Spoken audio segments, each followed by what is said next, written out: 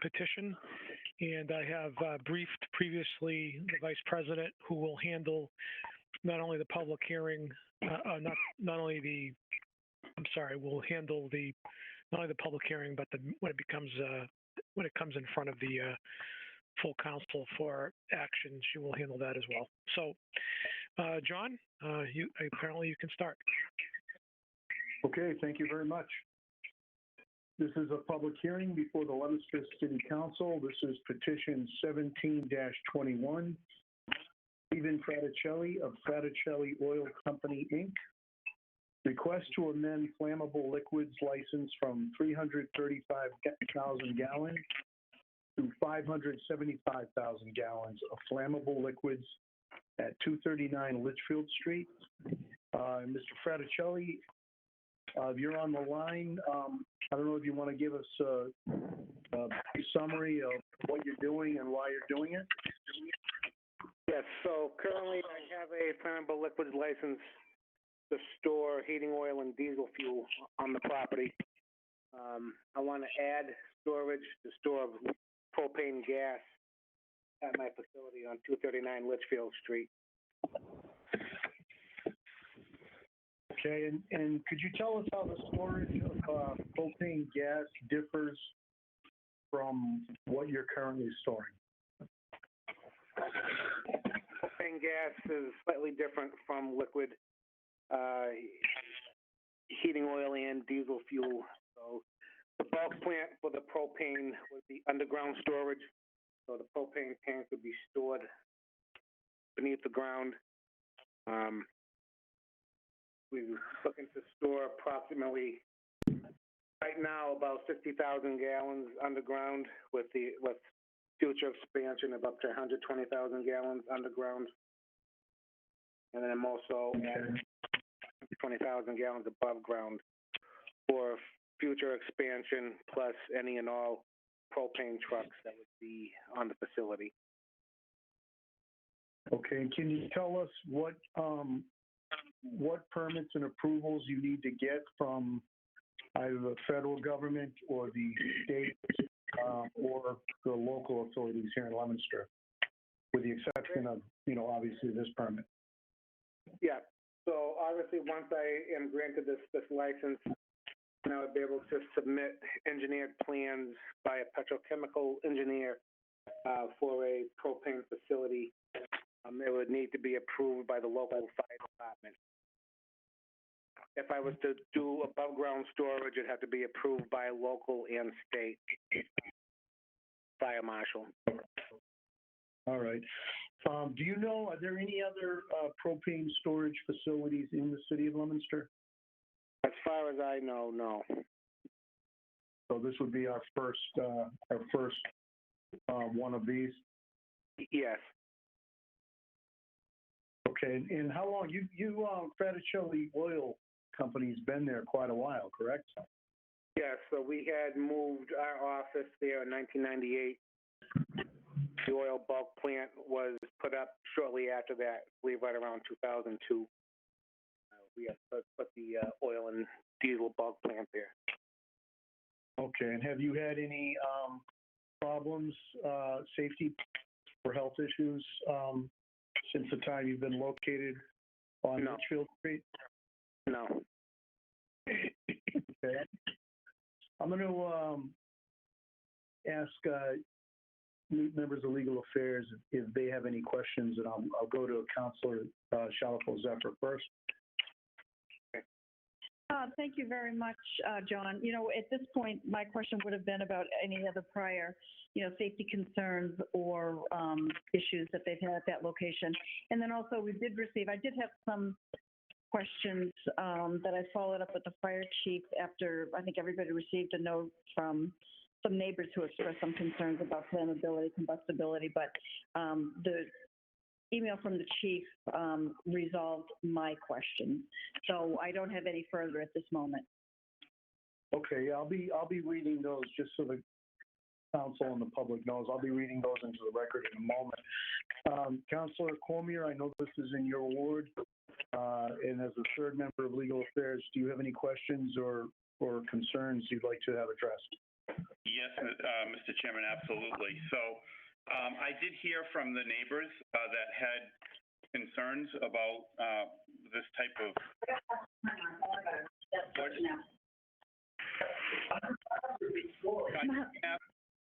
I just want to, Mr. Fraticelli, when did you originally obtain a license to store this particular type of liquid? Because the neighbors don't remember this ever coming across, that they, that there was a license to store this type of liquid there. So we had a license to store flammable liquids back in 1996. 1990. So specifically propane, 1996 at this location? No, I never had anything to store propane there before, hence the purpose of this meeting. Okay, so you are asking to increase, see, this is what I don't understand. You're asking to increase from 335 gallons to 575. So it almost sounds like there's already a license to store propane there and you want to increase. So you currently have no license to store propane there at all. Correct. What I want to do is I want to amend my current license to add the storage of propane gas at my facility. Okay. So is there currently any propane being stored there right now? I have one truck there right now that has propane. Okay, but you don't have a license yet to have that stored there? I don't need a license. The fire department said the permit I have on file was sufficient for the truck. Okay, all right. Because that was a concern of the neighbors, was that there already was propane being stored there, and I said, well, I'm going to ask the question. That's the purpose of the hearing tonight, is to understand. Madam Clerk, is the fire chief on this call? Do you know? I do not believe he is. Chief Sidlow, are you on the line with us?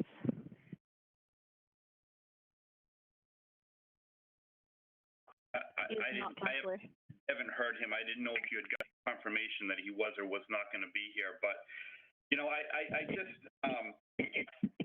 I will say, as the ward counselor, this business has been there, before I, got on the city council. It's been almost 11 years now, and I have never heard one concern or one complaint at all, about this business.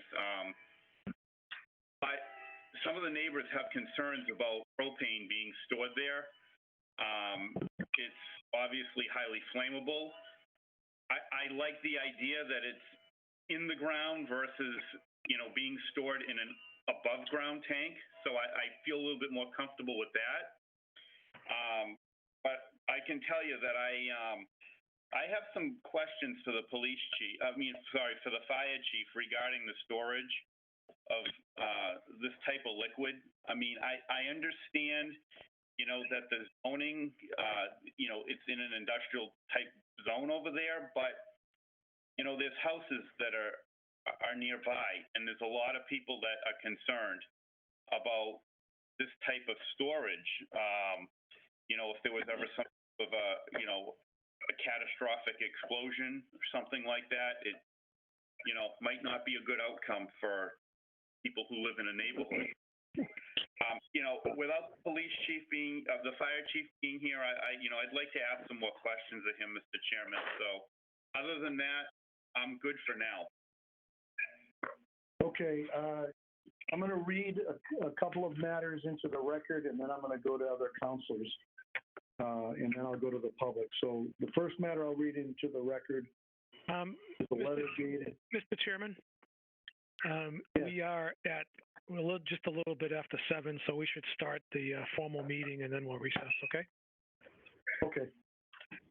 If everyone arise and join me in the Pledge of Allegiance.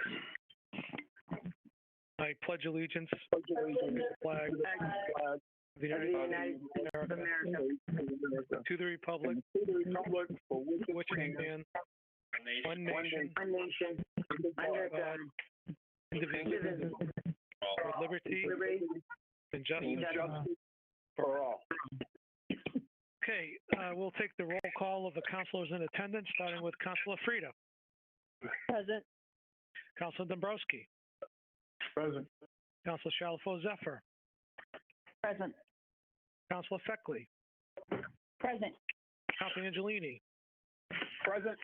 Councilor Artinger, Present. Councilor Pauline Cormier, Present. Councilor David Cormier. Present. I shall be recorded as present. All 9 councilors are in attendance. Does the chairwoman of records have a report? I do, Mr. President. I have the minutes of the city council meeting of September 28th, 2020. And besides just a few editing notes, which I sent to the city clerk. And also I've asked her to expand a little bit on the narrative of the interview with Mr. Redmond. And I'm expecting her to send that to me for review. I find that, otherwise I find it to be in order and ask that they be placed on file. Very well. I will entertain a motion to go into recess. I'll make that motion. I'll second it. Seconded by Councilor Pauline Cormier. Motion by David Cormier. All those in favor of going into recess, please say aye. Aye. Anyone opposed? By a vote of 9-0, we are in recess. And Mr. Chairman, you can continue. Thank you very much, Mr. President. Like I said, I'm going to read a couple of documents into the record, and then I'm going to go to other members of council and then to the public. First document is a letter dated October 13th, 2020 from Robert and Kathleen Collette of 272 Litchfield Street, Leominster, Mass. This letter is in regards to Stephen Fraticelli's of Fraticelli Oil's request to amend the license to store a total of 575,000 gallons of flammable liquids at 239 Litchfield Street, Leominster, Mass. 01453. My concerns are residential B is directly across the street, and propane is highly flammable and explosive. Propane leaks can cause fires, indoor explosions, and hazardous to health. And again, that's signed by Robert and Kathleen Collette. We also received a referral or recommendation from Chief Robert Sidlow that was dated October 13th, 2020. Caitlin, please forward to the city councilors that the letter submitted regarding Fraticelli's property states the fire department has no objections for their site. Fraticelli's will still have to submit engineered plans which meet all applicable codes. NFPA 58 will dictate how much they can store, distances from property boundaries, and dispensing methods. Note that we have not received any of this information and will not issue any permits until we do. The city council should stipulate on the license all engineering and approvals shall be complete before issuance. And that's signed by the chief. Having read those items, I'm going to go to other members of the council. Does anybody have any questions or comments? Mr. Chairman? Mr. Chairman? Yes, sir. Thank you. Good evening, Mr. Fraticelli. How are you this evening? Good. How are you? Very good, thank you. I just have a couple questions. You had mentioned that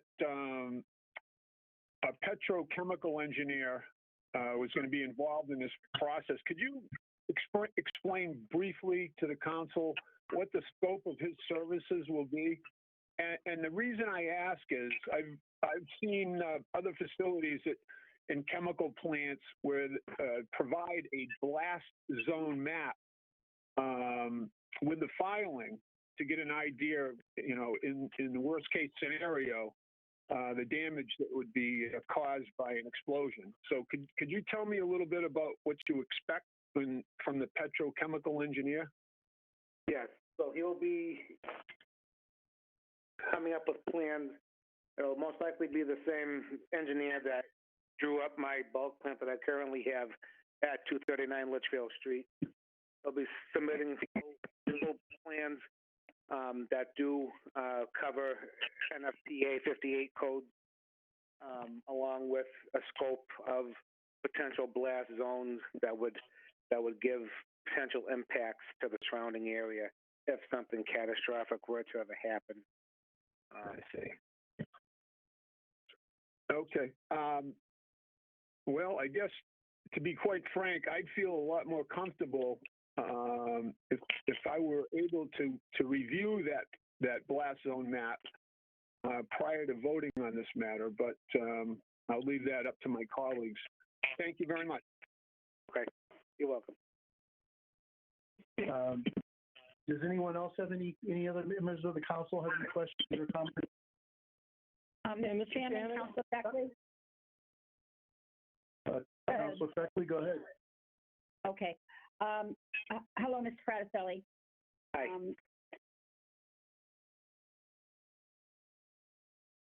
Approve this, or it wouldn't be on our agenda, but, you know, I'm going to be leaning very heavily on the advice of the fire chief.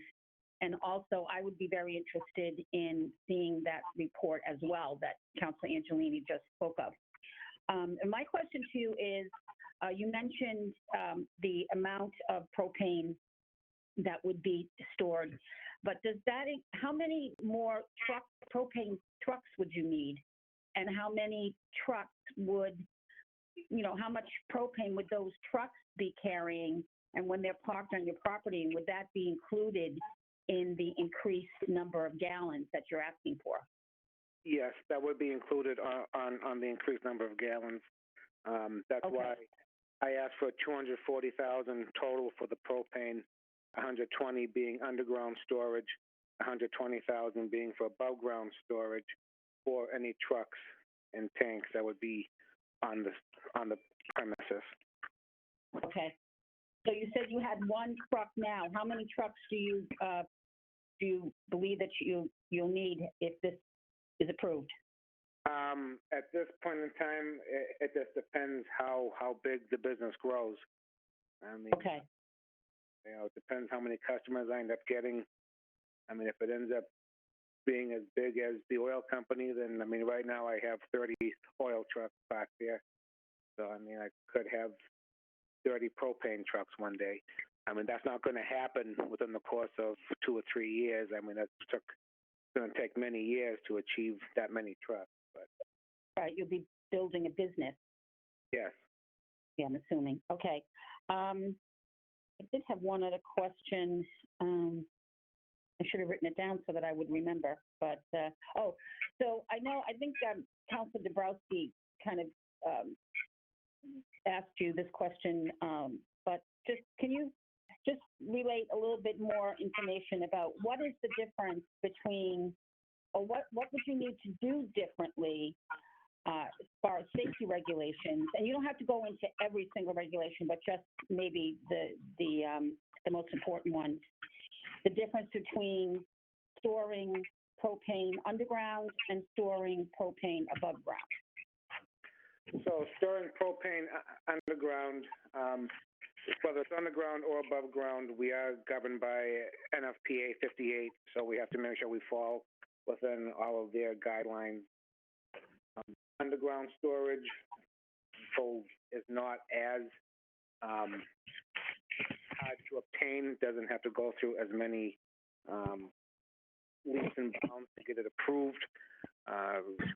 Underground storage only needs to be done at the local level, whereas if I was to erect an above-ground storage tank bulk plant, that would have to be approved by local and by the state fire marshal. Okay. So, yeah, I know that we went over that, but is it because it's safer to store it underground? Yes, I mean, underground, it is safer. You know, the old saying, out of sight, out of mind. Obviously, no one's staring at a large storage tank underground. If something were to happen, the ground would absorb any potential impact that could result from the tank. Okay. Propane does not pollute like oil and gasoline does. So even if there was a leak, it would not contaminate soil. Propane is basically a gas. So Right. leak or And spill, it doesn't pool or create a puddle on the ground. It just evaporates into a gas. okay. All right. And is it corrosive? Could it leak? Could it corrode its container? No, there's the underground tanks have what's called cathodic protection, which stops the corrosion process for the storage tank, which that's something that has to be checked, I believe, once a year to make sure that's functioning properly. Okay. So I know that, gases like natural gas, they put that fragrance, I guess you would call, into it so you can detect a leak. And propane certainly has a very significant aroma itself. Also, if you did have a leak, would you be able to tell? Would it come through the ground so that you could smell the propane? Yes, you would be able to smell it. It has a odorant called ethyl mercaptan. It has a very similar smell like sulfur or rotten eggs. Right. You would definitely be able to smell it. Okay. All right. Okay. Well, thank you very much. I appreciate your answers.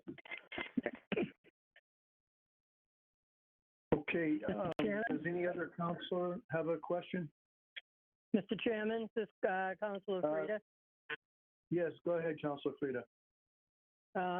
Okay, I just want to add when Steve originally, or when his father, Tom, originally did Litchfield Street, I was the Ward 3 counselor. I think you said it was around 2000, Steve? Yes. And Councilor John Sabatelli and myself were pretty involved with the building. We had many meetings with the neighbors. There were a lot of concerns. The concerns were met, fencing, purchasing some land, I believe, in some cases. I think there was a satisfaction at the end of the process for the most part. And there's always a fear factor when you're dealing with this type of a business. And I think it laid itself out. I had received no negative calls or complaints after that either. But this is a new venture, and I think the same process has to be followed. The fire department is certainly going to have some answers for us. But I do think, and Steve, I don't know if you would know this, but I think the fire department is pretty much governed by state regulation. I mean, if you follow all the rules and you have a permit, I don't even know that they can really deny you if you've done everything accordingly. I could be wrong on that. Right, no, that's right. I mean, we have to follow the regulations. The engineer that I'm hiring to build this facility, he has to follow the NFPA fire codes and regulations, because he could risk losing his license if something was not built accordingly. Now, the storage tank, will that be in a concrete containment? Yes, it will. Be similar to what we've approved for Cumberland Farms with 2 or 3 major underground tanks, I believe. And we've had some others in the city. Granted, they're not propane gas, and it's a different animal. So I think we do need to hear from the fire department on that. But I would suggest that you talk with the neighbors and just let them know. I'm sure you probably have already, but I think that would be, just to let them know what the process is and what you're doing. I think that's what worked the first time. So that would be my suggestion. I mean, I think it was a successful move, and I just think that you've got to very clean business there, and it's presentable. And if there's a chance for expansion, I think it's got to be done the right way, obviously. So, but I will go back to 2000 and the cooperation with everybody at that time. Yeah. Yeah. I'm good, Mr. Chairman. Okay, thank you, Councilor Frida. Any other councilors have any questions or comments? Yes, Councilor Dombrowski, this is Councilor Shalfo Zephyr. Okay. I do. I have a couple of questions for Mr. Fraticelli. Thank you very much for joining us this evening. And I just want to clarify one thing for myself. So you're asking for additional capacity, I guess, of 240,000 gallons of propane. 120,000 gallons will be stored in an underground tank, and the remaining 120,000 gallons will be stored above ground. Now, the 120,000 gallons being stored above ground, will those gallons be stored in delivery trucks? Some of it would be trucks. Some of it will be eventual, additional above ground storage. If and when the time comes to increase my storage, I would go above ground. That would be long ways away. Like I said, once I put in the underground storage, that would be sufficient for quite a while.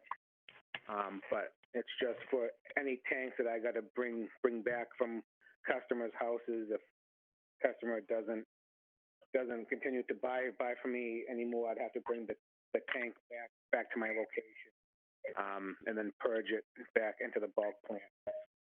So the above ground storage includes the trucks, any customer tanks I have to bring back to my site to empty, and the possibility of bulk storage tanks above ground. Okay, and do you know how long customer tanks would remain above ground, and how long would it take you, I guess the question is, how long would it take for a returned customer tank to be purged of all of the remaining propane that was in it? More than likely, we would purge it the same day that we pick it up. It would be purged back into our storage tank, and it would be on site empty until it gets sent out to the next day. I'm sorry, I just missed the last part of that. Until what? I'm sorry. Until it gets sent back out to Another customer. Yeah, right, the next customer. Okay. Even though the tank is empty, it still has propane vapors in it. It is empty. It does still contain the vapor. Do you know what delivery trucks, propane delivery trucks, do you know what the capacity they have for trucks? Propane truck has 3,400 gallon capacity. Any propane tank, whether it's a storage tank, a truck tank, a customer's tank, can only be filled to 80% capacity. So if a truck holds 3,400 gallons, you can only fill it to about 2,750, because you got to allow 20% for expansion. Okay.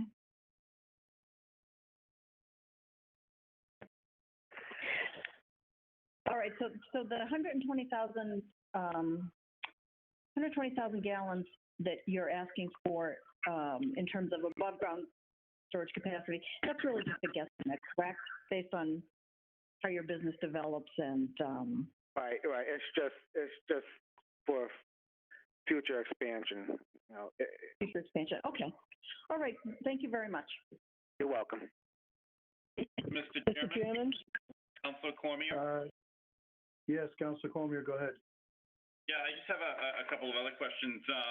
Mr. Fraticelli, I was looking earlier on the assessor's database, the GIS maps, and it appears as though the property down there is about 2 1/3 acres of land, which is a decent sized, piece of land and gives some, room to, lay things out and, stuff like that. And I was just wondering where on the property would these tanks be, both, the underground storage and the above ground storage? Where in relation to some of the closest homes would this stuff be stored? Are we talking the furthest back left-hand corner,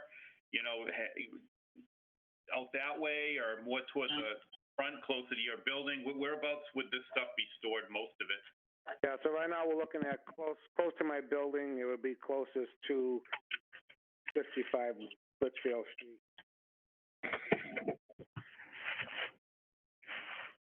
So it's kind of close to your building, then? It's not further out in the back?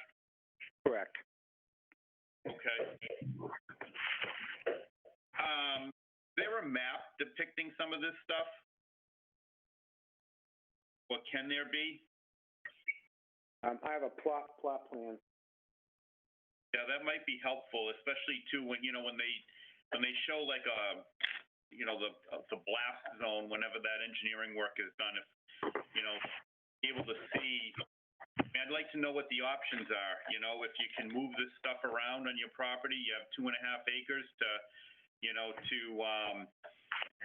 there's plenty of wiggle room there, I think, unless there's other things on the property that would prohibit you from using other areas of it. I'd like to see what the options are and what the layout currently is and what it will be afterward. Thank you very much. I'm all set, Mr. Chairman. Okay, I thought I heard Council Frida as well. I'm not sure. I did, but Councilor Cormier asked the question. I was looking for the location. Okay, thank you. Any other councilors before I go to the public? Councilor, Mr. Chairman, one follow-up, please. Sure. Thank you. Mr. Faracelli, when do you plan on breaking ground for this project, if I may? My plan is for spring of 2021. All right. And I mean, I've heard nothing but good things about your company. And my request for that blast zone map was merely to be certain, due to concerns of some of the abutters and some of the letter that was read into the record. So what I'm getting at is, would it be much of an inconvenience for you to provide the council with that blast zone map? Would that be a major inconvenience to you or to this project moving forward? No, in fact, what I'm going to do is tomorrow morning I'll get in touch with the petrochemical engineer and get his plans along with the blast zone map, and I'll get him down to City Hall so you guys review it. I can even make myself available with the engineer so we can discuss both the engineering plans and the blast zone map in detail. That would be wonderful. That would be wonderful. Thank you so much.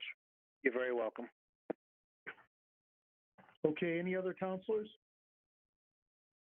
All right, hearing none, I'm going to go to any members of the public.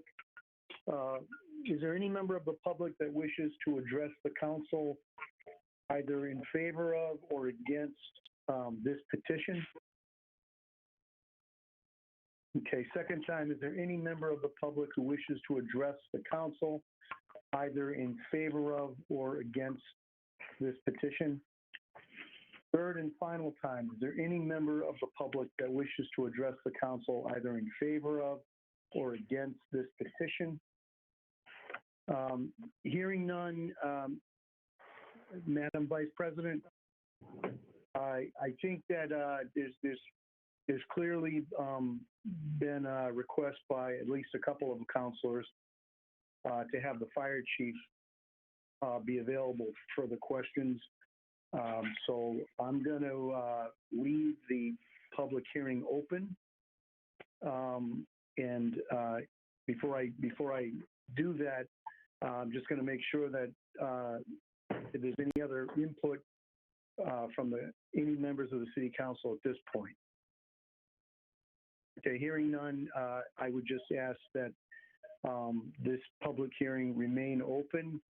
And maybe, Madam Clerk, if you could give me a time and date for Mr. Fraticelli as to the next, when the next hearing might be. Absolutely. So we're looking at, let me just grab my calendar. Well, how much time do you think, Councilor Dombrowski, you'd like for that? I think we'll need, we probably should need 20 minutes at least. I think we had a lot of questions answered today, but there's obviously a need to allay concerns. So I'd say at least 20 minutes. And I would recommend 6:30 p.m. on October 26th, 2020. 10:26, 6:30. Mr. Fraticelli, is that time, are you available on that time? Yes. Okay. Okay, so at this moment, we'll end this for now, and we'll continue the public hearing to October 26th, 2020 at 6:30 p.m. Hello? Thank you, Mr. Chairman. Okay, Hello? thank you. Is this, Mr. Tim, you got somebody calling in. yeah? Oh, I do. Who's on the line? It's Robert Collette. Oh, okay, Mr. Collette. I'll entertain a quick vote to reopen the hearing to allow you to speak. Is there any member of the council that objects to that? All right, hearing none. Mr. Collette, I assume you'd like to speak. If you could just identify yourself and let us know your concerns. Okay, I already sent in a letter today. I didn't find Yes, out. we read that letter. Yes, I understand that. I'm watching the TV. I understand you read the letter. But my whole thing is it appeared in the paper, and they didn't notify me because they tell me I'm not close enough as an abutter, but I could throw a rock and hit the propane tank that I'm looking at right now. So I don't know how close I have to be as an abutter, but I'm mighty close. And I lived on Litchfield Street now for 46 years. When Mr. Fraticelli first went over there to open his oil business, the whole neighborhood was involved. We all went over there. We decided that an oil company is fine over there. We all decided back then that the oil was fine. Most of the neighbors over here were deadly against propane. We don't want any flammable liquid over there. The business is big enough now. He just said that you could fill these propane trucks up to 2,750 gallons of propane because they hold 3,400. Then he did state at one time that he was thinking when his business fully expands that he would have 120 trucks. If he has 120 trucks over there with 2,750 of propane, that's 330,000 gallons of propane right there. One of those trucks leaks during the night. Propane is more flammable than natural gas. So if one of these trucks leak at night when nobody's over there, and somebody throws a match or anything happens and that truck blows up, what do you think happens to all the other trucks that are aside of it? They just sit there and do nothing? No, I'm dead set against the propane over there, and the city council should recommend that they vote no, and the because of it's highly flammable. If there's a leak over there, it's not good for my health. It's not good to breathe propane. There's a lot of reasons, but the whole thing is I just read this thing in the paper, and I just got on it today and went to City Hall to find out about things, and you're already having a meeting tonight, and if there's any way the neighborhood could stop it here, we want to stop it. That's my concerns. Okay, thank you very much, Mr. Collette. I don't know if the public hearing is being continued to October 26, 2020 at 6:30 p.m. Okay, wait a minute. October 26th? Yes, October 26th, at what time? 6:30. 6:30? And where's that going to be, on TV again? It More probably likely. will be remote again, from what I know. Okay, thank you. Okay, thank you, Mr. Collette. At this point, I'm going to ask that we move on, Madam Vice President, to the next Thank you, public Mr. hearing. Chairman.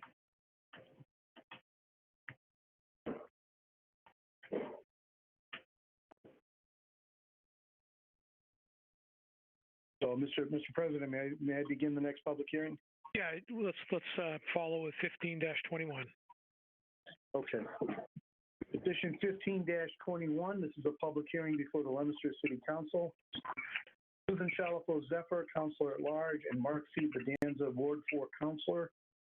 Request to amend Article 3, Division 2, Section 13-34, no parking on certain streets of the amended ordinances of the City of Leominster to add no parking along the side of Chestnut Street for cars heading east, extending approximately 40 feet up Chestnut Street from the intersection of Chestnut Street and Pleasant Street.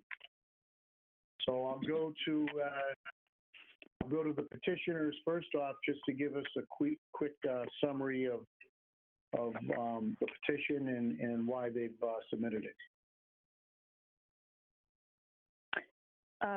Certainly, this is Councilor Shalafo Zephyr.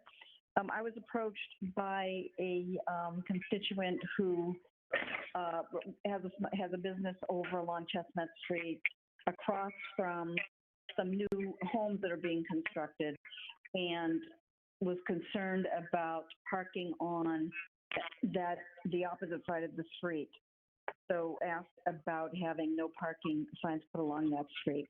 And I would ask at this point, I'm sure that the councilors have seen a referral from Lieutenant Amico, who supports the no parking signs, but also indicated that 60 feet would be the appropriate length to really take care of that problem. So I would ask to amend this petition to from 40 feet to 60 feet.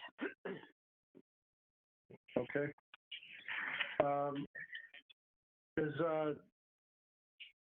Does the third member of Legal Affairs, Councilor Cormier, at this point, do you have any questions or comments? I do not, but I would go along with the clerk. Okay. Do any other members of the City Council have any questions or comments at this point? Okay, hearing none, I'll go to I will note that the traffic department of the Leominster Police Department is in favor of this and did request that it be extended to 60 feet rather than 40 feet for the record. And I'll go to the audience. Does any member of the audience wish to address the council either in favor of or against this petition? Second time, does any member of the audience wish to address the council either in favor of or against this petition? Third and final time, does any member of the audience wish to address the council either in favor of or against this petition? Seeing none, I will make a motion that we amend petition 15-21 to reflect a distance of 60 feet rather than 40 feet, and I would ask for a second to that motion. I'll second that. Okay. I don't know if is this a vote I can take, Mr. President, or is this a vote you should take? I'll take the vote.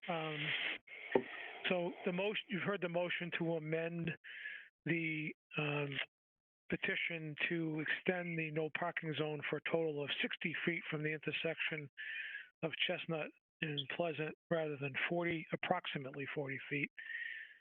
Is there any further discussion?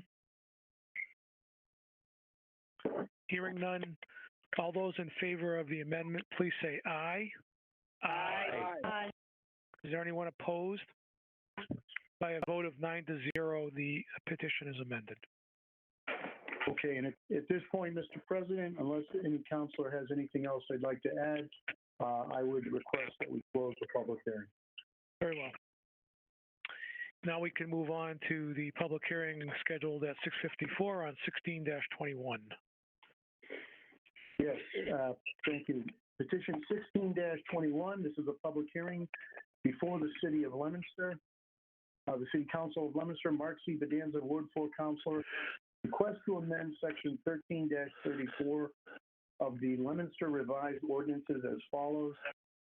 By adding a no parking zone on Adams Street, southerly side, beginning at the intersection with Cotton Street, then westerly to the intersection of Bowen and Witness. We did get a referral from the Leominster Police Department.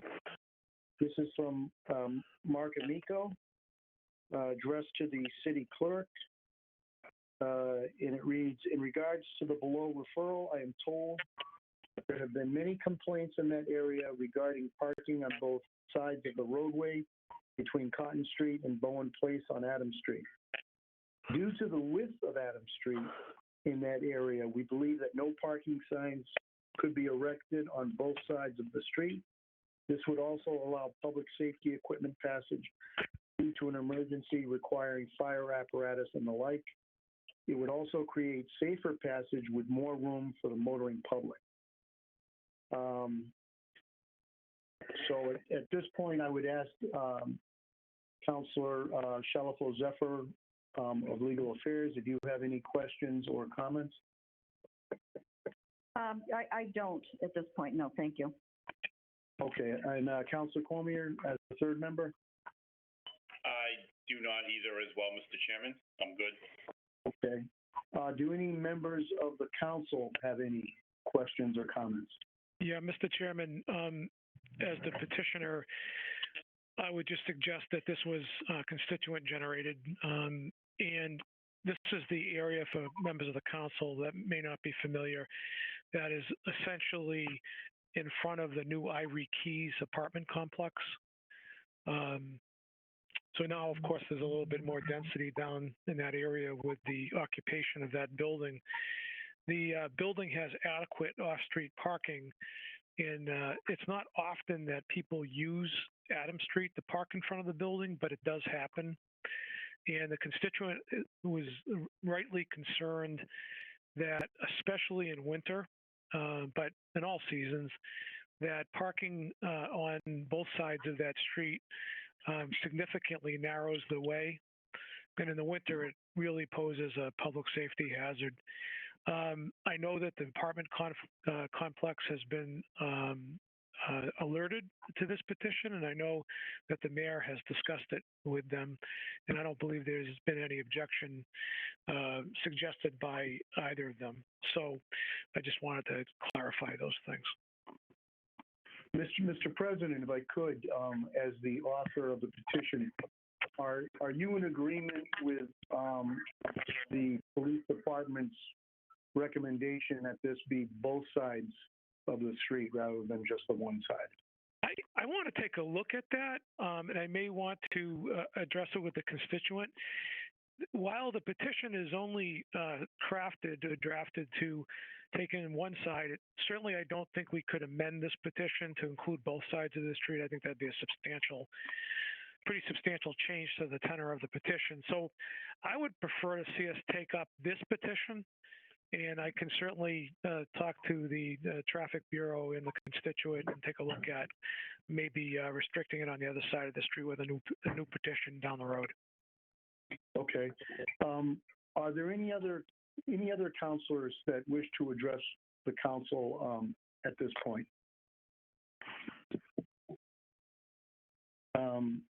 Seeing none, I'll go to the audience.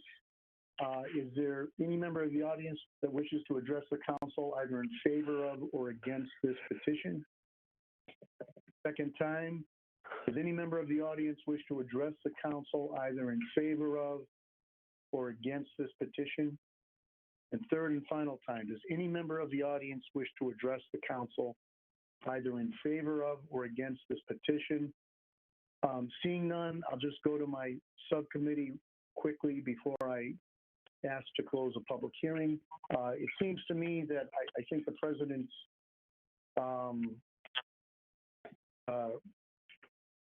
requested procedure is probably a good one. And I would be in favor of granting this and then looking to see if another petition is submitted for the other side. And I just asked Councilor Zephyr what your position is with that. I agree with that. I think that makes sense. Okay, and Councilor Cormier? I also agree. Okay, so the recommendation of Legal Affairs when we go into session, Mr. President, is going to be to grant this petition, and at this point, I would ask you to close the public hearing. Okay, that may be done. All right, we'll move on to the public forum. The public forum is an opportunity for any member of the audience to speak on a matter specifically listed on the council agenda. Speakers will be asked to come to the microphone and state their formal name and address, along with identifying the specific item or items they wish to address. Each speaker is respectfully asked to keep their comments within a 2-minute time frame. Council will not be responding or answering any questions. However, at the discretion of the council president, clarification may be given. Is there any member of the public that wishes to address the city council relative to a matter on our agenda this evening? A second time, is there any member of the public that wishes to address the council on the matter on our agenda this evening? And a third and final time, is there any member of the public that wishes to address the city council on our agenda this evening? Hearing none, I'll declare the public forum closed. And we are back in session, and we will go to communications from the mayor, starting with orders in C24. C24, Dean J. Mazzarella, Mayor, request an appropriation of $150,000 be made to the Fire Department Capital Outlay Expense Account, the same amount to be transferred from the Stabilization Fund. C24 is referred to the Chairman of Finance. Thank you, Mr. President. First time on the calendar, regular course. C24 is given regular course. Moving on to C25. C25, Dean J. Mazzarella, Mayor, request an appropriation of $66,887 be made to the Parks Capital Outlay Expense Account, the same amount to be transferred from the Stabilization Fund, regarding Grand Max and the New Knoxbrook Improvement Project. C25 is referred to the Chairman of Finance. Information, Mr. President. First time on the calendar, regular course. Very well. C25 is given regular course. Moving on to additional communications from the mayor, C26. C26, Dean J. Mazzarella, Mayor, a resolution with support for Summer Street Apartments, LLC, located at 41 Summer Street, Leominster, Mass. C26 is referred to the Chairwoman of Ways and Means. Thank you, Mr. President. This is first time on the calendar, so regular course with referrals to the treasurer and collector and the assessor's office. And also, can we invite the principals of Summer Street Apartments LLC to our next meeting so we can ask them some questions? Very well. The communication C26 is given regular course with a referral to the treasurer and collector, the assessor, and an invitation to the petitioners to attend our next meeting. Moving on to C27, which is a suspension of the rules. Can I have a motion to suspend the rules and add C27 to our calendar? So moved. Moved by Councilor Ardinger. Is there a second? I'll second that, Mr. President. I think I heard Councilor Feckley first. No, I think that was Councilor Shalfo Zephyr. I'm sorry, Councilor Shalfo Zephyr. Thank you for correcting that. No, is it Councilor Cormier? Councilor Pauline Cormier? Yes, it was. That was by you won by a nose. Okay, so the motion's been made and seconded. Any discussion on the motion to suspend the rules? Hearing none, all in favor of suspending the rules, please say aye. Aye. Aye. Is anyone opposed? I voted 9-0. The rules have been suspended and C27 has been added to the agenda. Would the Madam Clerk, would you please read the communication? Dean J. Mazzarella, Mayor, requests that the City Council accept the Center for Tech and Civic Life grant in the amount of $27,391.50 for the purpose of planning and operationalizing safe and secure election administration in Leominster City in 2020. C-27 is referred to the Chairwoman of Ways and Means. Thank you, Mr. President. First time on the calendar, this would be regular course, and I'll be asking for a verbal referral from Madam Clerk at our next meeting, as I understand that she was the successful writer of this grant. Very well. C-27 has been given regular course, and we'll expect a report from our clerk at the next meeting. Thank you very much. Moving on to petitions, first time on the agenda, starting with 18-21. 18-21, Gregory C. Chapdelaine, Purchasing Agent, request to allow the purchasing agent to award a contract for bill printing and mailing services for the Treasurer and Collector's Office for a 6-year period. 18-21 is referred to the Chairman of Finance. Thank you, Mr. President. First time on the regular course. 18-21 has been given regular course. Moving on to 19-21. 19-21, National Grid and Verizon New England, Keystone Drive, request to install one jointly owned pole on Keystone Drive, beginning at a point approximately 162 feet east of the center line of the intersection, Industrial Road and Keystone Drive, and continuing approximately 19 feet in the south direction. Install P6-50 for relocation of load break device. 19-21 is referred to the Chairwoman of Public Service. Yes, Mr. President, regular course, and we have to establish a hearing on 10/26 at 6:54. 19-21 is given regular course with a recommendation by the Chairwoman to establish a public hearing on October 26, 2020 at 6:54. Is there any discussion on the public hearing date and time?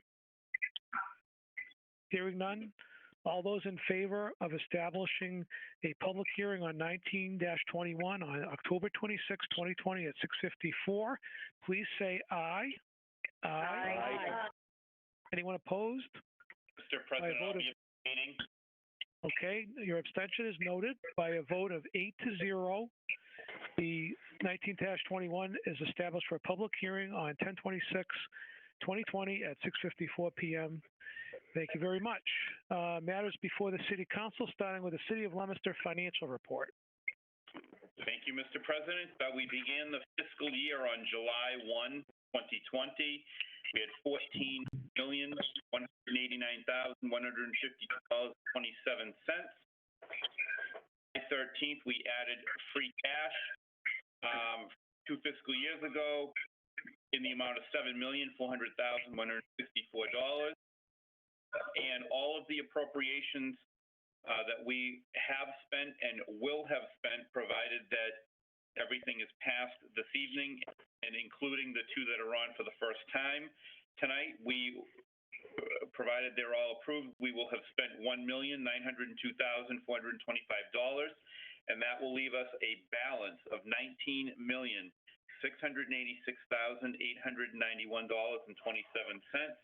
And that, Mr. President, is the financial report. Thank you. Thank you, Mr. Chairman. Is there any questions? Move on to Finance. C-18. Is the Chairman ready to report? Yes, Mr. President. C-18, Dean J. Mazzarella, Mayor, request an appropriation of $231,000 be made the ITTF expense account, same amount to be transferred from the stabilization fund. This is regarding funding for switches and firewall placements. I do have a letter here from the Mayor's office dated September 24th, 2020, just respectfully requesting this appropriation, and it does break down as follows.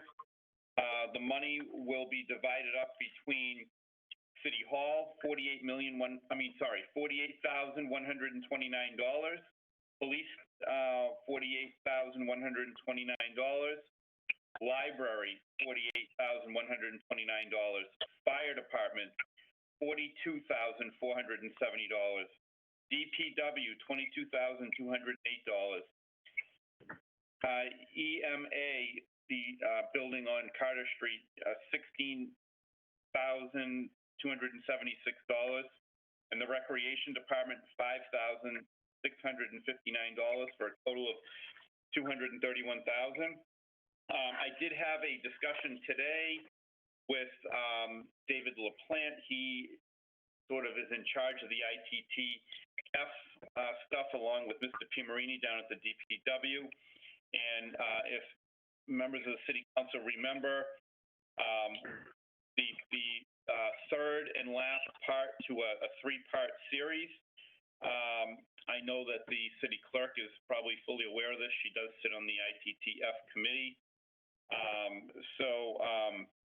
First it was computers, or we did, actually first we did servers, then we did PCs with new Windows 10, and now we're doing the switches and firewall placements. And, you know, this is a full upgrade of all the infrastructure.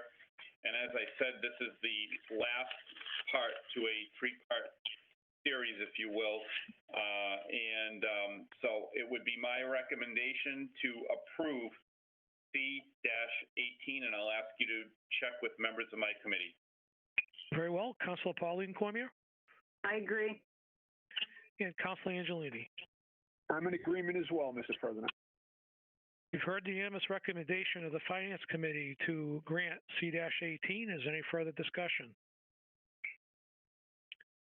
Hearing none, this will be by roll call. Councilor Frida? Yay. Councilor Dombrowski? Yay. Councilor Shalfo Zephyr? Yay. Councilor Feckley? Yay. Councilor Angelini? Yay. Councilor Ardinger? Yay. Councilor Pauline Cormier? Yay. Councilor David Cormier? Yay. That shall be recorded as yea by a vote of 9-0. C-18 is granted. Does the chairman have an order? Yes, Mr. President, order that the sum of $231,000 be appropriated to the ITTF expense account, same amount to be transferred from the stabilization fund. This is regarding funds for switches and firewall placements. Move for the adoption of the order. You've heard the request for the adoption of the order. Is there any further discussion? Hearing none, all those in favor of adopting the order, please say yay. Yay. Those opposed? By a vote of 9-0, the order is adopted. Moving on to C-19. Is the chairman ready to report? Yes, Mr. President, C-19, Dean J. Mazzarella, Mayor, requests an appropriation of $68,450 made to the Police Department overtime account, the same amount to be transferred from the stabilization fund. This is regarding firearms training for fiscal year 2021 new requirements. We do have a letter here from interim Chief of Police Aaron Kennedy, and it is dated September 22nd, 2020, and he writes, Dear Mayor, required firearm training due to the Municipal Police Training Committee's MPTC change of June 2018, the standard for police yearly firearms qualifications. Notwithstanding the potential for failure to train lawsuits under 42 USC 1983 or lawsuits for employee negligence under the Massachusetts Tort Claims Act, Chapter 258. The design and implementation of firearms training programs should not be motivated by the sole purpose of avoiding legal liability.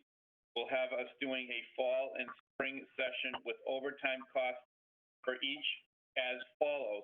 All of 2020, overtime to complete the 4-hour training, $22,817.12. Spring of 2021, overtime to complete the 8-hour training, $45,634.24 for a total of $68,452. So I think this is pretty self-explanatory. This is training that is required, is going to be above and beyond the normal hours that the members of the police department work. So I don't think we have much of a choice, and we have to comply with the law, so it would be my opinion that we grant C-19, and I'll ask you to check with members of my committee. Yes, Councilor Pauline Cormier I agree. and Councilor Angelini.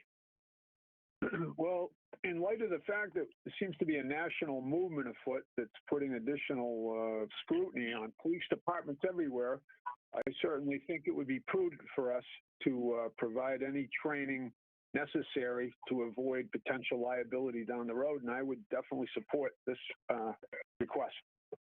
Very well. You've heard the unanimous recommendation of the Finance Committee to grant C-19.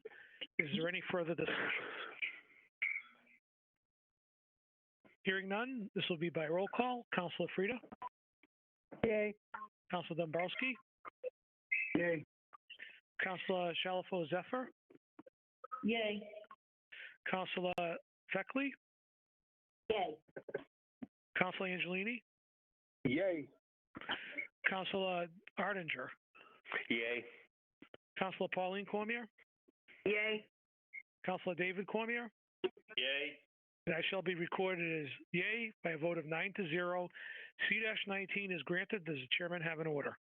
Yes, Mr. President, order that the sum of $68,450 be appropriated to the Police Department overtime account, the same amount to be transferred from the stabilization fund. This is regarding firearms training for FY 2021 new requirements. Move the adoption of the order. You've heard the request for the adoption of the order. Is there any further discussion? Hearing none, all those in favor of adopting the order, please say yay. Yay. Yay. Those opposed? By a vote of 9-0, the order is adopted. Moving on to C-20. Is the chairman ready to report? Yes, Mr. President, C-20, Dean J. Mazzarella, Mayor, request an appropriation of $23,638 be made to the Police Department expense account, amount to be transferred from the stabilization fund. I guess this is like the second part, sort of a two-part thing. It goes right along with the previous request on C-19. So the on September 2nd, 2020, Police Chief Aaron Kennedy sent a letter as well, and I'm sure that I need to read this entire thing, but I will give an explanation. It talks about the same law, and the same requirement, and then gives a breakdown. So basically, what this expense is for the most part, is all of the ammunition and equipment, all the material that they need. They are going to be firing off many, many rounds of ammunition as part of their training, and the ammunition is not cheap. There is a whole breakdown of it here. There's, just for example, 18 cases of 45 practice ammunition, that's $2,475. 20 cases of .223 duty ammunition, $2,840, and it just goes on and on and on. And it does total $23,600. And if anybody wants to see the full breakdown of it, it is a public record in the city clerk's office. Unless somebody wants me to, I'm not going to read it. But I think it goes hand in hand with what we just passed. They need the ammunition to do the training, so it would be my opinion, Mr. President, that we grant C-20. And if you could, please, all members of my committee. Thank you. Councilor Pauline Cormier I agree. and Councilor Angelini. I'm in favor as well, Mr. President. You've heard the unanimous recommendation of the Finance Committee to grant C-20. Is there any further discussion? Hearing none, this will be by roll call. Councilor Frida? Yay. Councilor Dombrowski? Yay. Councilor Shalfo Zephyr? Yay. Councilor Feckley? Yay. Councilor Angelini? Yay. Councilor Ardinger? Yay. Councilor Pauline Cormier? Yay. Councilor David Cormier? Yay. I shall be recorded as yay by a vote of 9-0. C-20 is granted. Does the chairman have an order? Yes, Mr. President, order that the sum $23,638 be appropriated to the Department expense transferred from the stabilization fund. Once again, this is regarding the ammunition ammunition, and equipment as attached. Move the adoption of the order. You've heard the request for the adoption of the order. Is there any further discussion? Hearing none, all those in favor of adopting the order, please say yay. Yay. Yay. Those opposed? By a vote of 9-0, the order is adopted. Moving on to C-21, is the chairman ready to report? Yes, Mr. President. C-1, Dean J. Mazzarella, Mayor. Request an appropriation of $52,000 be made to the municipal building maintenance expense account. The same amount to be transferred from the stabilization fund. We do have a letter from Peter Nile, the building commissioner, dated September 11th, 2020, and it says, Dear Mazzarella, I respectfully request that $52,000 be made into the municipal building maintenance account. These are needed to pay for the installation of gutters and matching slate on the roof to prevent water from leaking into the building and damaging equipment, furnishings, and files. Attached is a photo highlighting the proposed area of work. If you have any questions, need further information, please feel free to contact this office. So, obviously we have a very historic building that we're dealing with at 25 West Street, which is our city hall. And, we do need to keep it, the way it looks, but the copper gutting, the copper gutters, the slate roof. And fortunately, over time, there has been leaks that sprung up, and, it is probably already, I know it's already caused a little bit of damage, mold, things like that, which probably need to be mediated, but first we got to get to the root of the problem, the leaking, first, and then we can tackle some of the other problems. But certainly the longer we keep letting this go, the more costly it's going to be. So it would be my position, Mr. President, that we grant C-21 and get this work done. And I would ask you to poll members of my committee. Very well. Councilor Pauline Cormier? I agree that it's a necessary repair, so I'm in favor, yes. And Councilor Angelini? I will make it a unanimous recommendation. Very well. You've heard the unanimous recommendation of the Finance Committee to grant C-21. Is there any further discussion? Yes, Mr. President. Yes, Councilor Frida. Just a comment. Councilor Dombrowski for years used to talk about a capital improvement plan, and this is something that we talked about when we did the cupola on the top. Maintenance in City Hall is a necessary expenditure quite often, so it shouldn't be coming out of stabilization. It should be a capital plan out of free cash, in my opinion. Okay, thank you, Councilor. Appreciate that. Any other discussion? All right, hearing none. This will be by roll call. Councilor Frida? Yay. Councilor Dombrowski? Yay. Councilor Shalfo Zephyr? Yay. Councilor Feckley? Yay. Councilor Angelini? Yay. Councilor Pauline Cormier? Yay. Councilor David Cormier? Yay. And I shall be recorded as yay by a vote of C-21. By a vote of 9-0, C-21 is granted. Does the chairman have an order?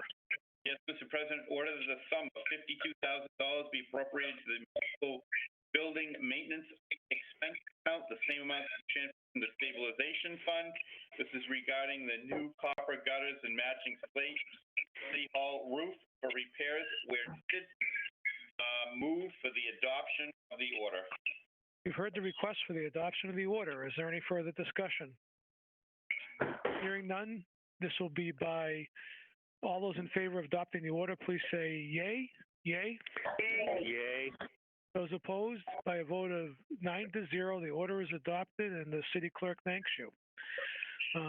Many of you who've been in our office know why. Moving on to C-22. Is the chairman ready to report? Yes, Mr. President. C-22, Dean J. Mazzarella, Mayor, requests an appropriation of $50,000 be made to the forestry account, the same amount to be transferred from the stabilization. We have a letter here from Raymond Racine, the Director of the Public Works, dated September 4th. Leominster Department of Public Works respectfully requests an appropriation of $50,000 to the forestry account. The description is the city needs a contract to remove and trim trees and branches within the high power line, the high power wires. We do not have the training or equipment to be within 10 feet of these wires. For safety reasons, we would need to hire a private contractor with the training and equipment to take on this duty. We currently have more than 20 trees located in the wires. With these funds, we would attempt to remove this current liability situation. We would propose that this would be annual line item for future similar situations. And it's signed Raymond Racine. So I did talk to Ray Racine today, the DPW. He has indicated to me that currently he considers to be 18 emergency situations, if you will, in which there needs to be tree trimming. He did give me a list. There are about a dozen different streets on the list where there is tree trimming, and some of them need to be taken down altogether. I asked him why the utility, National Grid, is not maintaining these anymore, and he did mention to me that they've just indicated they don't have the staffing and they're not going to do it. So a lot of the trees are located, on in a public area on the side of the road. So basically, we have a choice. We can trim them and ensure that our constituents are in a much better position in a high storm or an ice storm or a storm with heavy wet snow. It puts everybody in a better position to not have damage to those lines, which would hamper communications in the city. Those types of lines were taken down, or power lines were taken down. We certainly don't want people to have to go days without power. So this is something that the city's gonna improve on. And I think the letter I just read is pretty self-explanatory. And certainly, if I'm service chairman of finance next year, if it's not me, I will certainly looking for and asking that this be a line item as requested in the budget if we're going to take this on every year. I do think it's a worthwhile cause. If the utility is not going to take responsibility for it anymore, then we have to. Otherwise, we suffer the consequences by like having constituents being out of service for vital communications and electricity. And that would not be a good situation. So it's my opinion, I think we should pursue this, and I would be looking to grant C-20 to President, and I would ask you to check with members of my committee. Very well. Councilor Pauline Cormier? I agree with the comments made by the chairperson, so I'm in favor. Very well. And Councilor Angelini? Well, I'm gonna support it this evening, but I can tell you it seems a bit odd that for all these years the utilities have been addressing the situation, and suddenly they've abandoned that. So I think it would be worthwhile to look into it after this and try to determine why that is and if we have any recourse. But the purposes of this evening, if it is an emergency, I'll be supporting it as well. Very well. You heard the unanimous recommendation of the Finance Committee to grant C-22. Is there any further discussion? Yes, Mr. President. Yes, Councilor Frida, go ahead. You have the floor. Maybe it's time for us to start looking at some of their requests and not granting those so quickly when they're looking for something from us. Councilor Nickel used to be on top of this, like you're shot out of a cannon when National Grid, reneged on something or it was an issue. So maybe it's something we ought to look at, or not granting some of these requests. It's a good point, Counselor. Appreciate your comment. Is there any other discussion? Yes, Mr. Yes, Cormier? Counselor Cormier? Yeah. You know, as I had a conversation today with, Mr. Racine, I also suggested to him too, if the city wanted to, take a hard stance and say, we're not going to be responsible for this either. I think the only other option we could have is, let the trees go, let the damage happen. And, once we have examples of the utilities not maintaining, their lines and we start having outages, then the alternative after that, we go to the Public Utility Commission, and complain. I know that, during the ice storm of '08, we did pretty well because of our tree trimming, in Leominster, as opposed to, for example, Fitchburg, where they had a lot of problems with where Unitil was not maintaining lines. So, I mean, unfortunately, I don't think we can do anything with the Public Utility Commission till it happens. So that's the only other alternative is to say no to the money, let things get overgrown, let the damage happen, and then complain to the PUC and they listen. Other than that, like I had the conversation with Mr. Racine today, I don't think we have much else we can do but own it or let the damage happen. Those are the two options. So, it's the reason why, I think as a city, we try to put the city in a good financial position so that when things like come about, we're not sitting there saying, well, we don't have the money. And then we get a bad storm, damage happens, and then our constituents go days and days and days without communication or power. So, it's almost, like we're in a situation right now, you pick your poison. So, basically where we stand. Thank you. Very well. Any other discussion? Yeah, Mr. President. Mr. President. Counselor Frida? Go ahead, Counselor Frida, then Counselor Arninger. Maybe it's time that the council tries to see what other communities are being serviced. See if they've stopped doing that in other communities as well. Whether we're being singled out or whether it's a practice they're developing or not. It's a good inquiry, and I do like your suggestion that maybe some well-picked petitions by National Grid might get stalled for a while. Councilor Arninger? Thank you, Mr. President. I agree with what's been said by all the preceding councilors. And I'm just wondering, is there any type of a precedent we can find that requires them to maintain the clearance of the wires?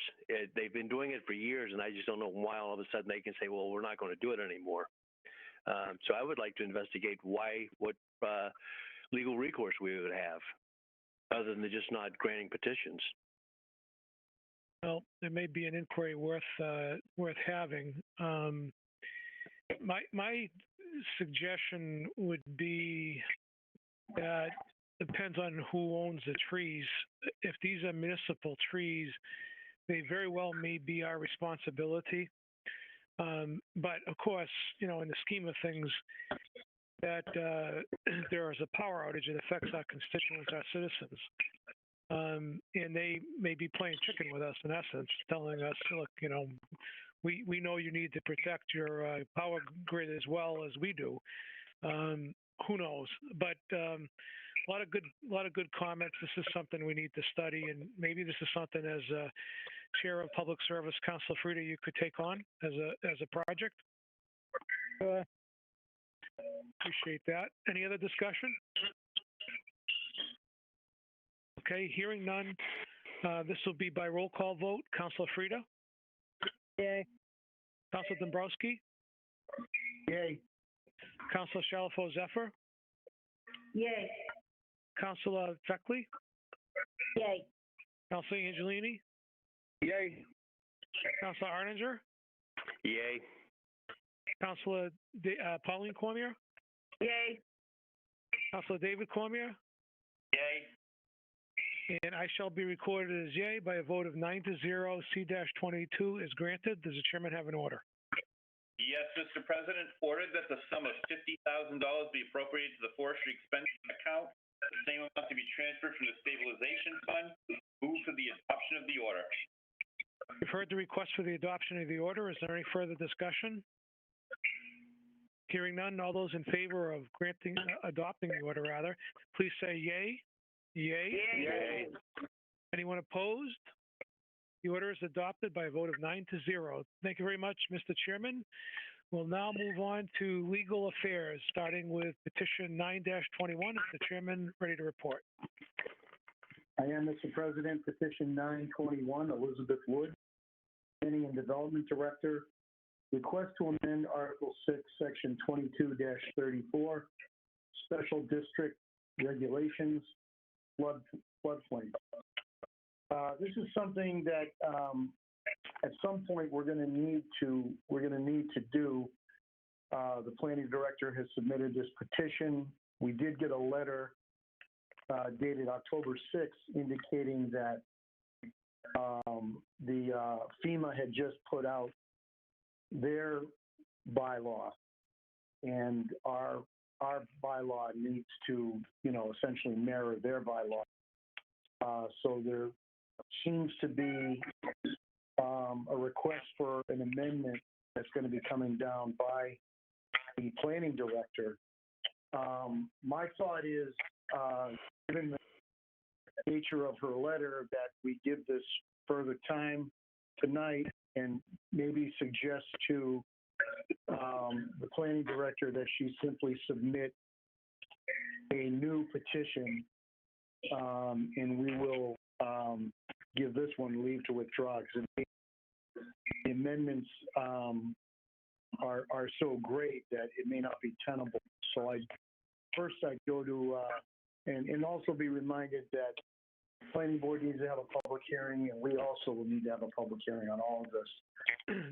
So I would first go to my committee and see if they're in agreement with Salafo Zephyr.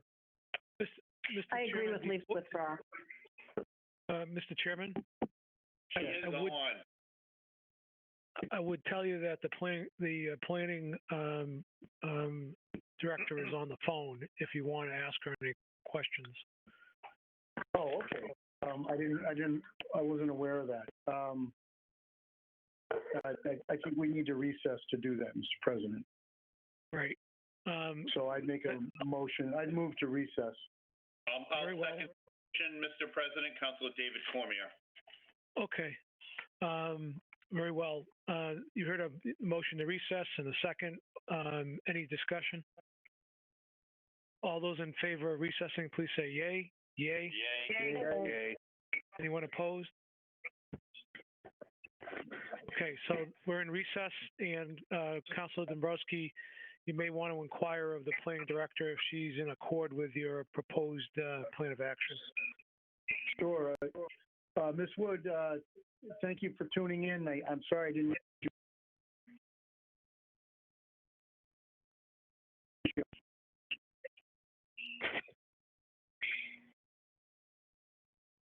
Hello? Councilor Dabrowski, you cut out when you spoke. Oh, I did. Oh, Elizabeth, thanks for tuning in. I apologize. I didn't realize you were on the phone.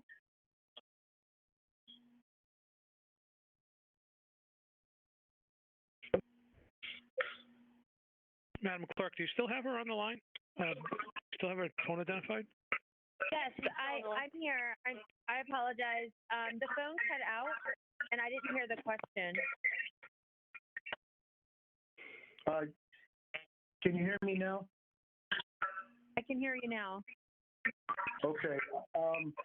It sounds like you have a significant amendment coming, and my concern was that it would be a little untenable to amend the original petition, and that perhaps you should submit that as a new petition, and we would take it from there. And I just want your thoughts on that.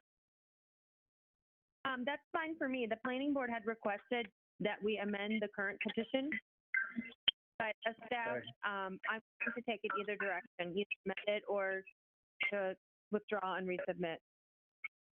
Okay, would you be in favor of us giving the pending petition leave to withdraw tonight, or would you rather we give that further time and then you can submit your new petition? I guess you feel you're going to be doing that within the week?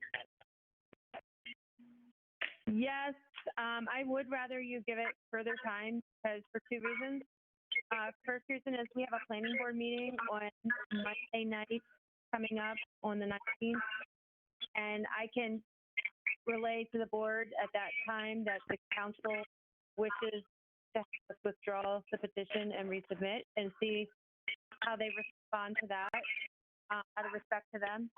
And then secondly, Sure, the conservation agent and myself are teaming up to make the amendments, but as you said, they are significant, several pages of amendments coming forward. And further time would allow for us to make those amendments. Okay, thank you very much. Can I just add something for clarification, Mr. Chairman? Sure. And for Ms. Wood, if as the chairman of Legal Affairs indicated, if the amendments are substantial, it would be very difficult to work with the pending petition. And it would almost certainly have to be withdrawn. If in fact you're going to make amendments and there's no public hearing that's been scheduled on this yet, rather than have possibly two petitions on the agenda, which could be confusing, it might be cleaner to just withdraw the current petition. I don't think you're going to lose anything in terms of time. Just seems to me that might be a cleaner way to go. That make sense? Yes. All right. So I appreciate that, Ms. Wood, and it was helpful to have you on the line. Mr. Chairman, is there anything else you need from Ms. Wood? Yeah, I would just, if she could just convey to the planning board that, our reasons for doing it are more practical. We don't mean any disrespect. We understand that FEMA has just come down with their bylaw, or their proposed bylaw. Good point, Mr. Chairman. But other than that, I'm good. All right. So, Mr. Chairman, you're in favor of leave to withdraw, and I'll check with members of your committee. Councilor Shalfo Zephyr. I agree with that. I think we need to. Oh, we have to go back into session. I'm sorry. Yeah, Mr. President, that's okay. Yeah. All right. Well, we are back in session, and I guess the question is to Council Shalfo Zephyr of her position on the chairman's desire for leave to withdraw. No, I think it makes perfect sense to give the petition leave to withdraw and start clean. Very well. Thank you, Councilor Shalfo Zephyr. And Councilor David Cormier? I concur to leave to withdraw without prejudice and let them discuss it and resubmit, and we'll look at it. Very well. So you've heard the unanimous recommendation of the Legal Affairs Committee to give 9-21 leave to withdraw without prejudice. Any further discussion? All those in favor of leave to withdraw without prejudice, please say yay. Yay. Yay. Anyone opposed? By a vote of 9-0, 9-21 is given leave to withdraw without prejudice. Moving on to 15-21, is the chairman ready to report? I am, Mr. President. Petition 15-21, Susan Shalfo Zephyr, Counselor at Large, and Mark C. Bedanza, Ward 4 Counselor. Request to amend Article 3, Division 2, Section 13-34, no parking on certain streets of the amended ordinances of the City of Leominster to add no parking along the side of Chestnut Street for cars heading east, extending approximately 60 feet up Chestnut Street from the intersection of Chestnut Street and Pleasant Street. My recommendation, I believe it will be unanimous, but my recommendation, Mr. President, is to grant petition 1521 as amended.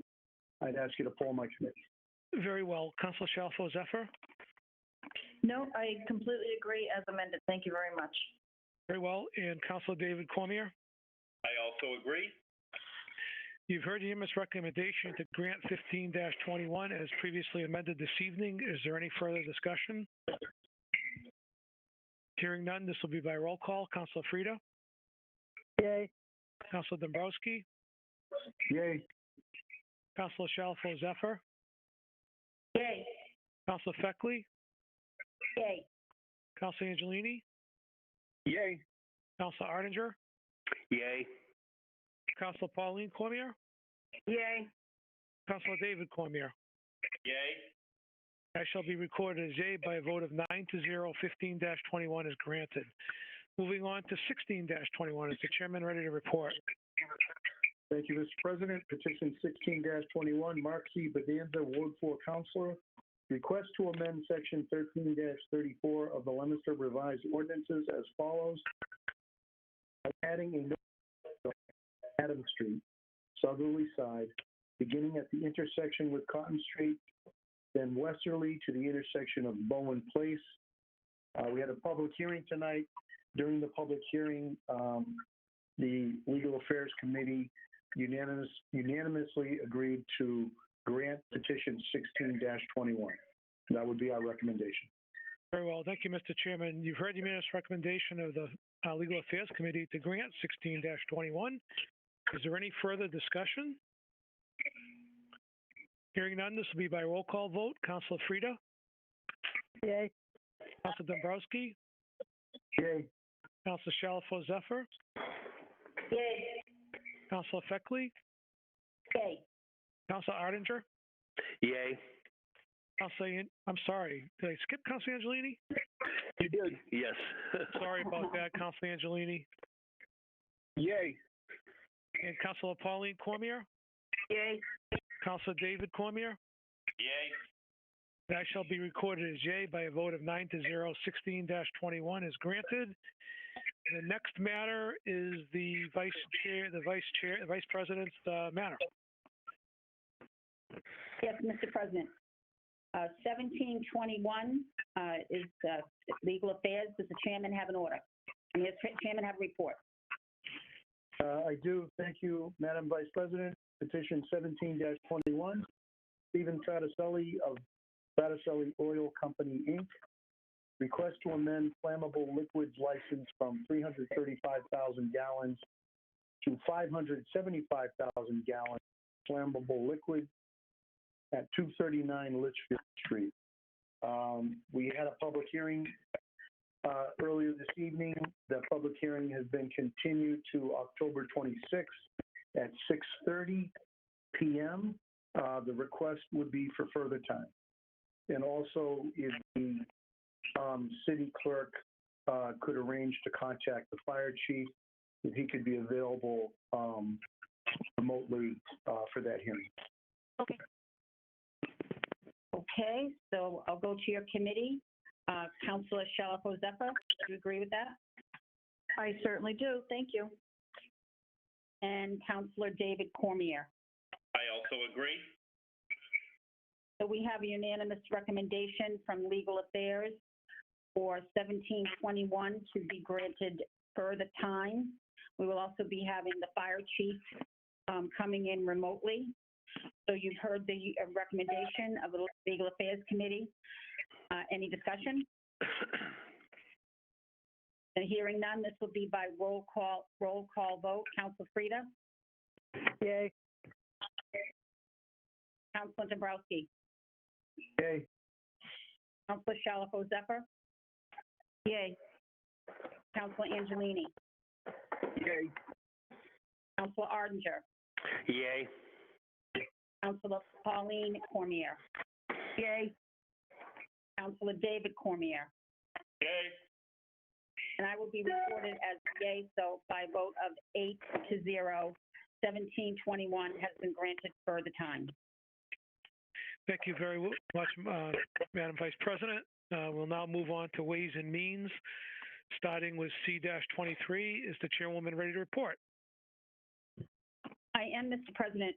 My understanding from the city clerk is that the mayor has asked that this be given leave to withdraw.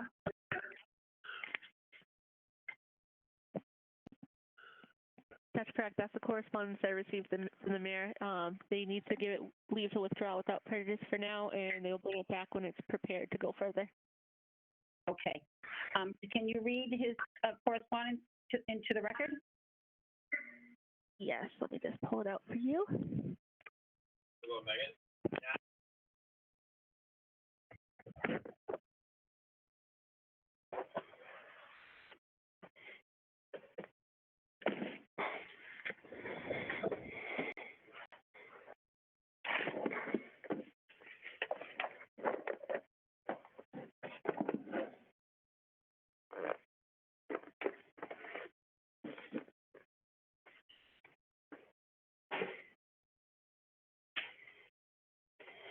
I apologize. I'm trying to grab it out of my packet here. That's okay.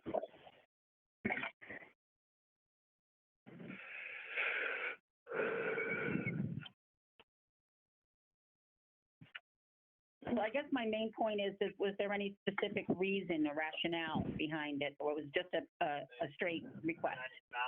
It was a straight request on letterhead. They aren't prepared to go forward with it because I think they have some more pieces to discuss with Gerard Tool. Okay. All right, that's fine. I'm satisfied with that.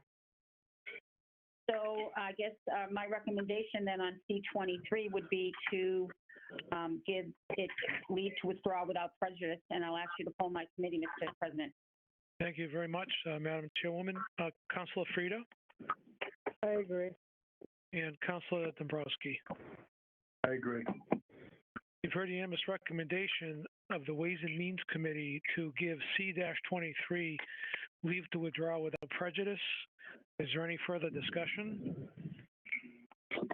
Hearing none, all those in favor of giving the petition, or the communication rather, leave to withdraw without prejudice, please say yay. Yay. Yay. Anyone opposed? By a vote of 9-0, C-23 has been given leave to withdraw without prejudice. Moving on to 14-21, is the chairwoman ready to report? Yes, I am, Mr. President. 1421 is an election order, an order by the city of Leominster relative to the state election November 3rd, 2020. This was given regular course at the last meeting. At this time, I would indicate that we should approve the election order, and I will ask you to poll my committee. Councilor Frida I support that. and Councilor Dombrowski. I agree. You've heard the unanimous recommendation of the Ways and Means Committee to grant the election order relative to the state election November 3rd, 2020. Is there any further discussion? Hearing none, this will be by roll call vote. Councilor Frida, Yay. Councilor Dombrowski, Yay. Councilor Shalfo Zephyr, Yay. Councilor Feckley, Yay. Councilor Angelini, Yay. Councilor Arninger, Yay. Councilor Pauline Cormier, Yay.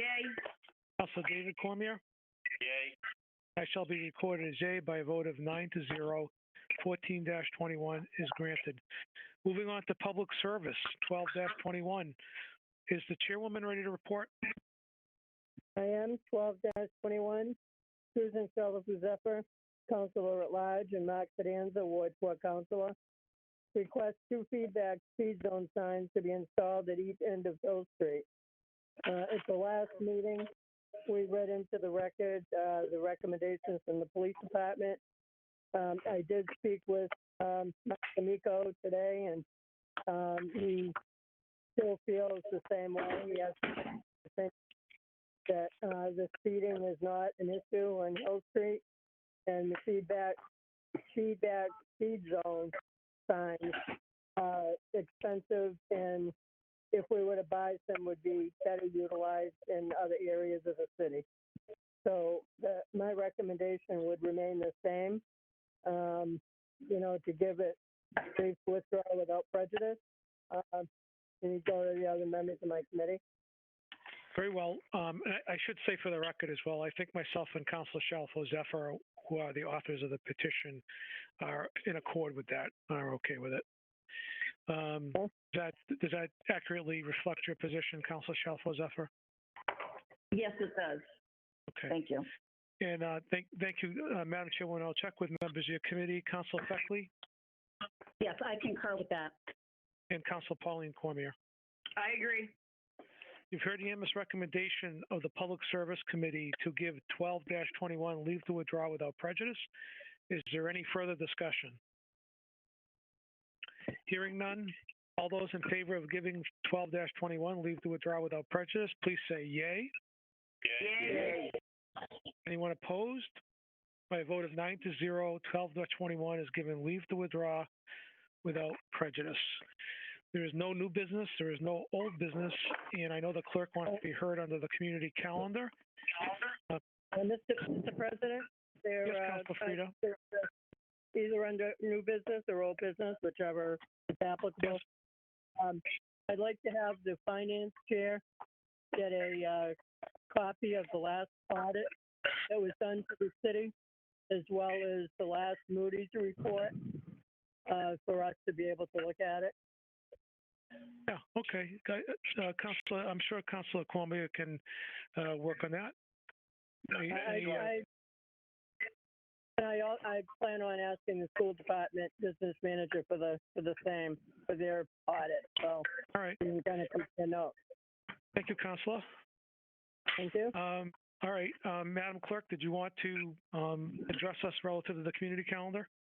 Yes, please. I just wanted to let everybody know that early voting is going to begin this Saturday, October 17th, and it's running through until October 30th. So on the weekends, which is October 17th, October 18th, October 24th, and October 25th, will be open from 7 a.m. to noon for early voting purposes, and then during regular business hours until 5:30 on Thursdays for early voting as well in the City Hall auditorium.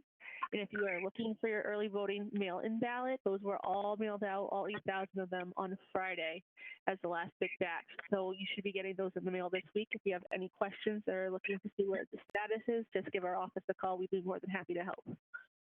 Very well. Thank you very much. Any other items on the community calendar? Hearing none, I'll entertain a motion to adjourn. So moved. Okay, I don't know who I heard first, but I heard Frank loud and clear. Do I have a second? Councilor Angelini seconded. All those in favor of adjourning, please say yay. Yay. Anyone opposed?